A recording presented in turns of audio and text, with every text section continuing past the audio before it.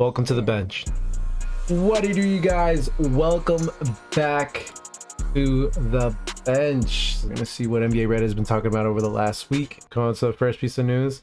Happened today. Giannis Antetokounmpo will be signing a contract extension with the Milwaukee Bucks. 5 years, $228.2 million. Supermax extension with the franchise. The largest deal in NBA history. Hey man, he deserves it. I'll be honest, he completely deserves that money. There are definitely some Giannis haters in the NBA fandom, I'm sure, especially someone who can't shoot. Back-to-back MVP, Defensive Player of the Year, one of only 4 or 5 people to ever do it, I think. Maybe even 3. Yeah, the guy's insane. A lot of people are saying this is a really bad decision. Just not being able to have any leverage anymore. Giving up all that leverage that he had. Ultimately, this is a huge sign of loyalty. Giannis has been in Milwaukee since he was, what, 18? 19? No, I think he was 18 when he got drafted by the Milwaukee Bucks. He grew up there, man. Dude was selling sunglasses on the street as a kid, and Giannis giving up the leverage means that now the Milwaukee Bucks can breathe, and hopefully they don't get lazy because of this. I don't think they will. I think they are trying to put pieces around Giannis, and they have shown that they do want to put pieces around Giannis. I still blame them for not re-signing Malcolm Brogdon. He was good that season that they had him, and he's gotten better. Maybe he wasn't worth all that money at the time, but I think everybody could tell that he was worth getting re-signed. They might have lost a little bit of the defense. I know they added Jrue Holiday, but with those other pieces that they got at the guard spots, I don't think they're getting a lot. Obviously, the Bucks are still going to be a top team in the East, and I had them coming out the East last year. They didn't give me a lot to believe in for that theory to come back this year. I guess Giannis came out with that shot to try and get us to be scared, but not afraid of that. That doesn't scare me. Kyrie Irving's statement toward getting the fine. I do not talk to pawns. My attention is worth more.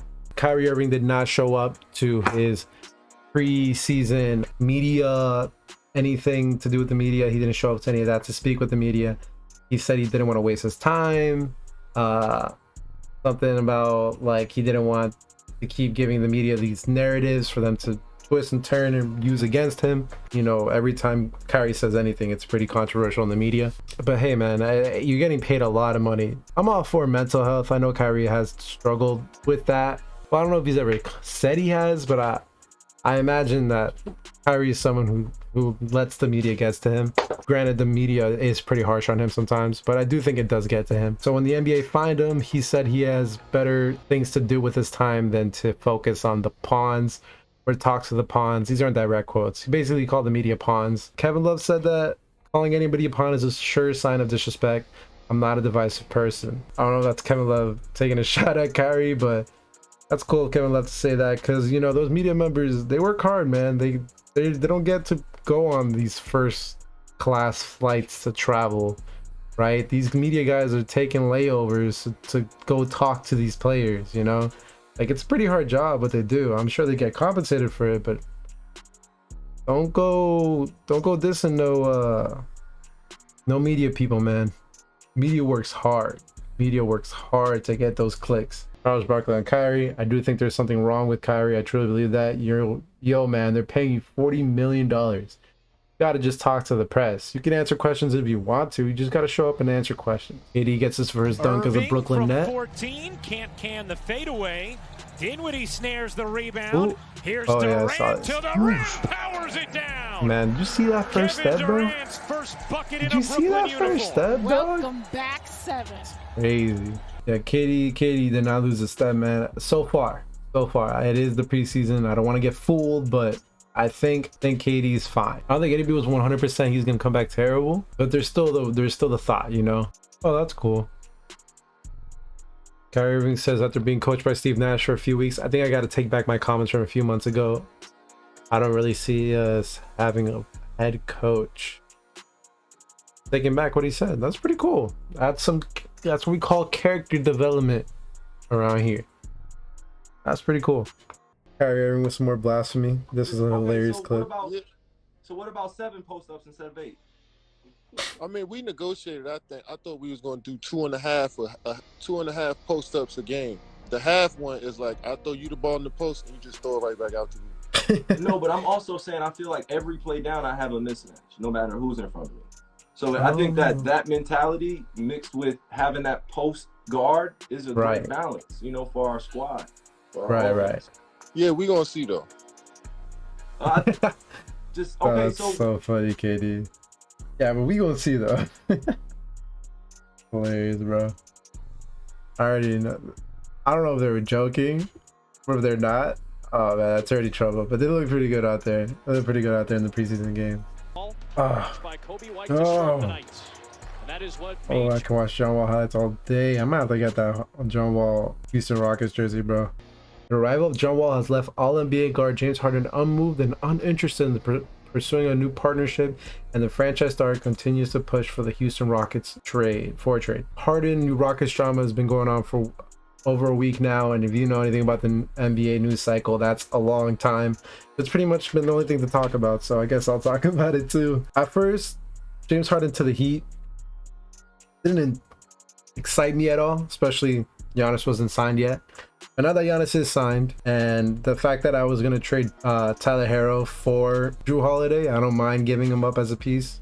Even though I know that Heat Twitter was saying that we would never give him up. I'm cool with giving up Tyler Herro for a generational talent. I'm cool. I love Tyler Herro. He's awesome. I love him on our team. But James Harden, man, MVP? Come on now. But word on the street I saw was that the Rockets were asking for 2 firsts and Ben Simmons from the 76ers. Now, who knows what they wanted from the Heat, but that's a lot. I feel like that's a lot. I know that Harden's probably worth that, but right now his market value is down because of all these antics he's going on about and basically burning health and safety protocol. He basically threw that book right in the trash. After seeing John Wall and Boogie Cousins in those preseason games, man, they were looking solid. It looked like John Wall is not missing a step out there. He looks pretty fluid. They look like a real promising team. And if James Harden decides to stay on that team, that's a threat. James Harden has now Milwaukee Bucks, Miami Heat, 76ers, Brooklyn Nets. James Harden, possible trade destinations on his list. Now, do the Houston Rockets owe him anything? Absolutely not. Does James Harden have any leverage? Absolutely not. James Harden has 3 years left on his deal, so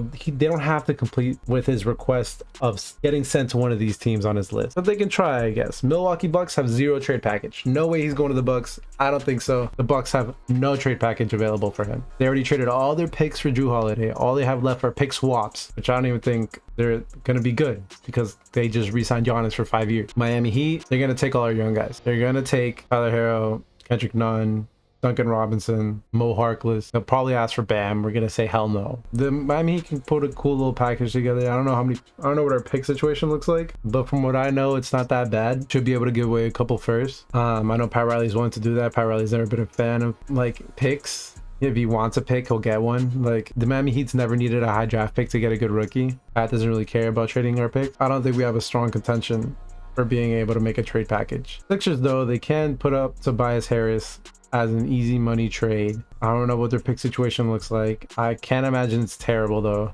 What else could they do? Obviously, Ben Simmons. They can trade Ben Simmons, but I don't think the Sixers do that. Yeah, I don't think they do that. Brooklyn Nets probably have the best trade package in this bunch, and I think we all know that.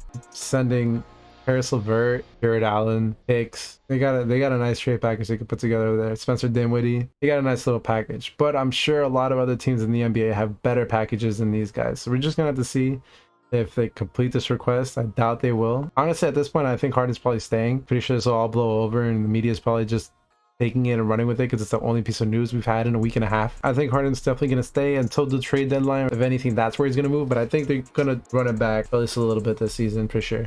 James Harden will need to register 6 negative coronavirus tests before returning to group workouts. That's crazy. I guess that was 2 a days, maybe. Maybe it was 2 a days. I did that. Ain't that something? I like his hairstyle in the photo. Them dreads, the braids, the beards look well nourished. Well, our staff noticed that you liked a post on Instagram from Bleacher Report that said James Harden has added the Heat and Bucks to his list of preferred trade destinations. I think that's What did you like about that post, Jimmy?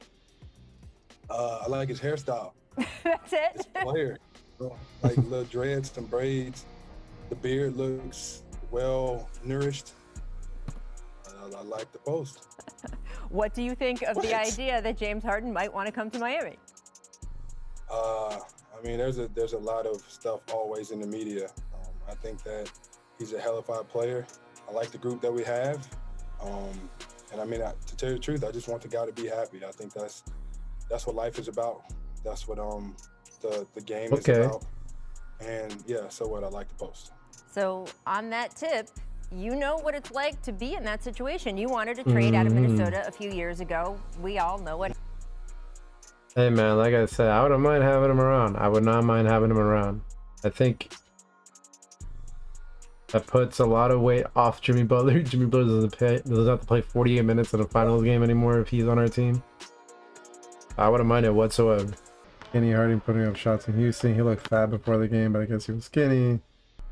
I definitely think Russell Westbrook will propel me to a new level that I haven't tapped into yet. I'm definitely excited about it. Bradley Beal. Ooh, I hope that duo works, man. I think it will. That duo will definitely work. Oh, Paul George gets paid. Let's see this. Paul George agrees to a maximum contract extension with the Los Angeles Clippers that'll guarantee him as much as $226 million over the next 5 years. Wow. Kevin O'Connor, he said that there was actually a rumor, or he heard inklings, that when Paul George came out and said that he's here to stay, he came out and said, I want to retire a Clipper, or I love this city, blah blah blah. He said that at the Pacers, he said that with the Thunder, and he signed extensions with both those teams, and he still requested a trade. So you can never take him seriously. Next day, he already had this extension, and the inkling, the rumor was that he had already verbally agreed to this contract extension, and that's why he said that. He was confident in saying that because he already knew he was getting an extension. I don't understand why the Clippers did this, because they might lose Kawhi still. He's, as far as we know, he's not under contract extension talks. I'm convinced he can move anybody's contract for any amount of money. Don't forget the Clippers signed Blake Griffin to pretty much the same exact contract, and they moved his ass in 6 months. They set up a whole museum for Blake Griffin. His jersey, his dunk trophy, to try and get him to re-sign. And then they traded him 6 months later. So I don't believe the Clippers are as committed to Paul George. I don't believe Paul George is as committed to the Clippers as we think. Hopefully he can show everybody that these last couple of years where he's been underperforming was a fluke, and that he could do much better than that. I'd like to congratulate Paul George. He says he wants to retire Clipper, and with a 5-year pact, there's no reason I could possibly see that he doesn't. Hold on, my phone is ringing. That's Blake Griffin texting. Oh, right, he plays for the Pistons now. That's hilarious. Yeah, I don't... For both sides, they're both cheaters, bro. So, I don't believe in either of them. And I don't think Paul George is going to retire Clipper. I don't. Yo, Paul George needs to stop talking. The Pacers is just an organization that cares to be competitive. They don't care to win. They got pressure from the city of Indiana to be competitive. That's where they hang their hat on. I mean, I guess he's not wrong, but damn, you don't gotta say it like that. Like, that's... Oh, Denny Avdija, flawless, 100% shooting that. Media availability. And to go against that, I mean, you just think that Kyrie Irving, as Denny, it's his first. Happy Hanukkah. Nice. Get knocked Denny the ball looked with nice his size, out there, his bro. ability to stretch the. It's still gonna be to be expected for rookies to make mistakes, but to be 100% on the night, I know it's preseason, dog, but they were playing in the Brooklyn Nets. And that's not to say that the Brooklyn Nets were benching anybody. They were playing with pretty much their squad. Crazy value for them at the 10th pick. I think Denny Avdija is gonna put in a lot of good minutes for the Washington Wizards, especially after this performance. Coach is gonna be like, yo, welcome to 25 minutes a game, squad. Yeah, 9 rebounds, 3 assists in 11 minutes. Melo gonna be a threat, but we gotta see if we can score the ball. Hilarious. We're still trying to hit 100 subscribers by the end of the year. Thank you guys so much for watching. Please drop a like, comment, subscribe, share, friends, enemies, uncles, aunts. Peace.